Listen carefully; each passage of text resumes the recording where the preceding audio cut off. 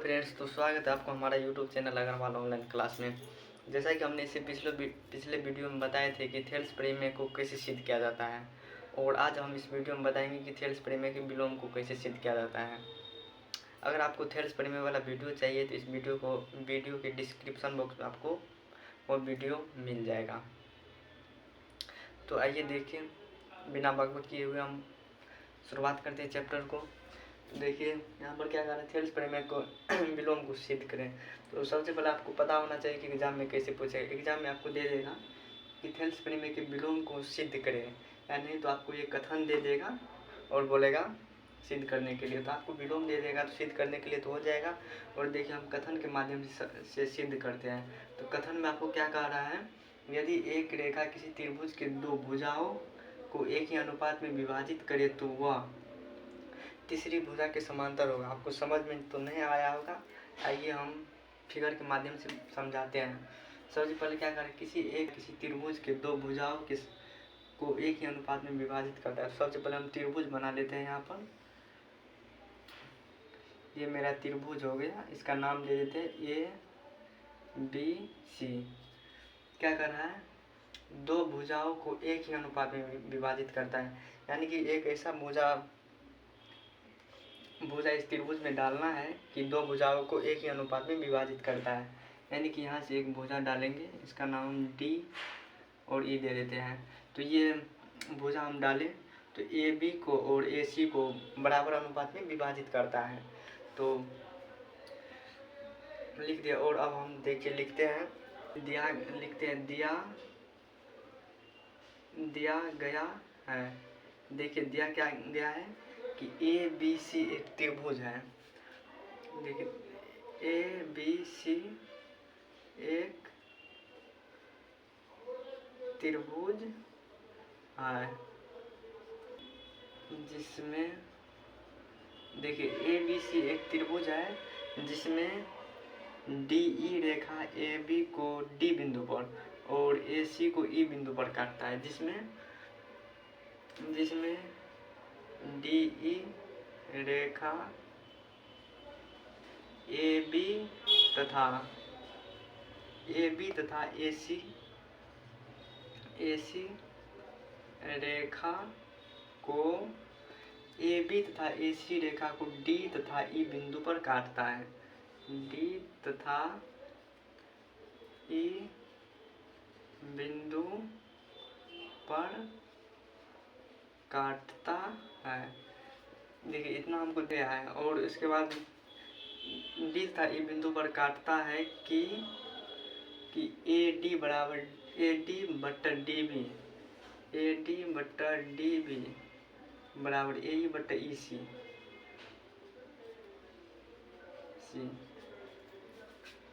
ये आपको दिया गया है, कि AD बट्टा DB और AE बट्टा EC, ये सब आपको दिया गया। जो सब दिया गया वो सब हम लिख दिए। और अब देखिए यहाँ पर क्या कह रहा है, सिद्ध करने के लिए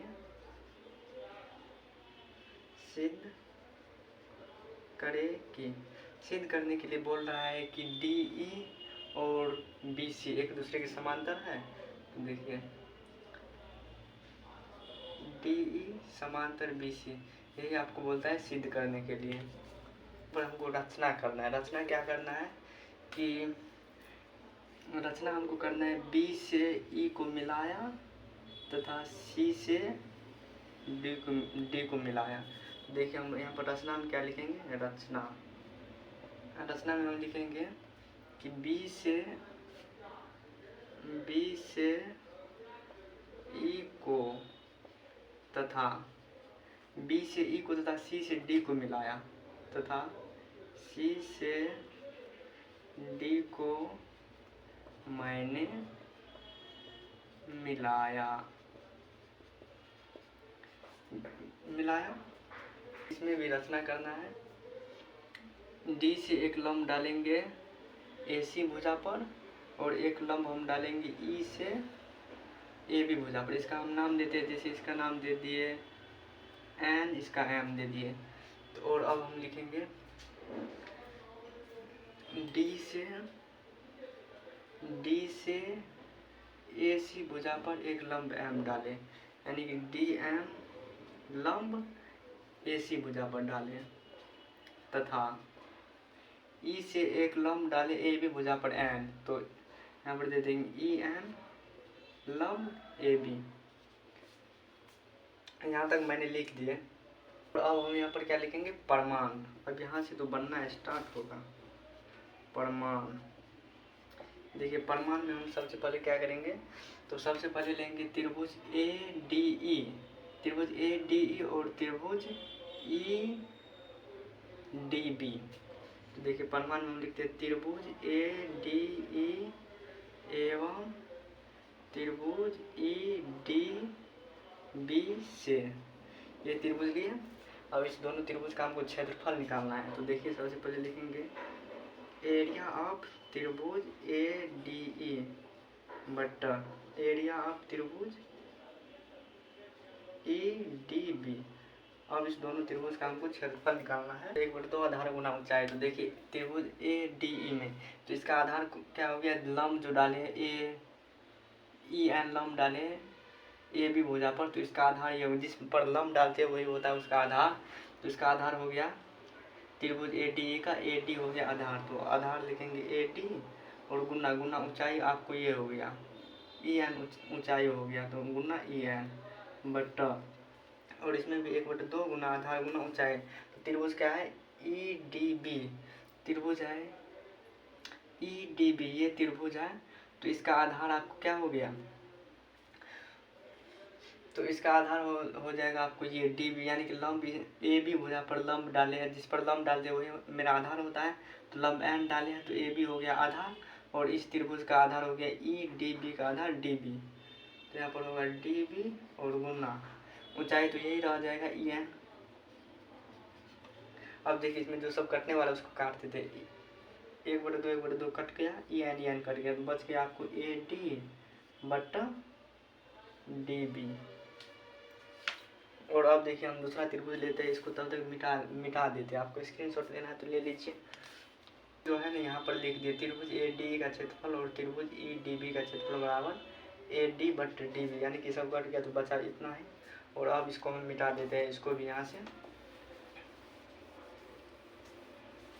और अब देखिए यहाँ पर लिखते हैं पुनः अगला लेंगे, अगला त्रिभुज लेंगे ADE, पुनः त्रिभुज फिर वही ADE एवं त्रिभुज DEC, त्रिभुज DEC से, यानी कि अब त्रिभुज लेंगे ADE और DEC से। तो देखिए इसमें भी हम लिखेंगे त्रिभुज ADE का क्षेत्रफल बटा त्रिभुज DEC का क्षेत्रफल, ये लिखेंगे। देखिए इसमें भी लिखेंगे 1/2 गुना आधार गुना ऊंचाई। तो त्रिभुज ADE और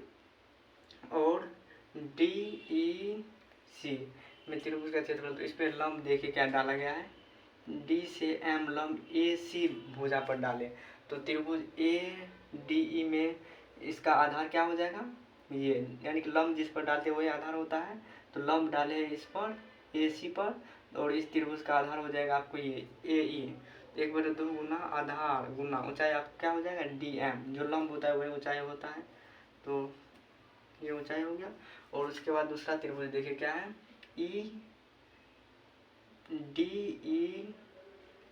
DEC है। तो इसमें भी 1/2 गुना आधार गुना ऊंचाई, तो आधार वही हो जाएगा जिस पर लंब डाले हैं, तो लंब AC पर डाले हैं और इस त्रिभुज का आधार हो जाएगा आपको EC और गुना ऊंचाई यही रह जाएगा DM ही रह जाएगा। और अब इसमें भी देखिए कटने वाला है, 1/2 कट गया, DM कट गया, तो बचा आपको क्या AE बट्टा EC। इसको हम समीकरण दूसरा मान लिए, इसको समीकरण हम दूसरा मान लेते हैं। और अब देखिए, और अब मेरा क्वेश्चन में दिया था AD बट्टा DB बराबर AE बट्टा EC, ये क्वेश्चन में दिया गया था कि ये दोनों ये और ये बराबर है, ये दोनों बराबर है, तो ये दोनों भी ऑटोमेटिक बराबर होगा। और अब देखिए यहाँ पर देखते हैं समीकरण 1 एवं 2 से, ये आपको दिया गया था, तो ये दोनों बराबर हुआ।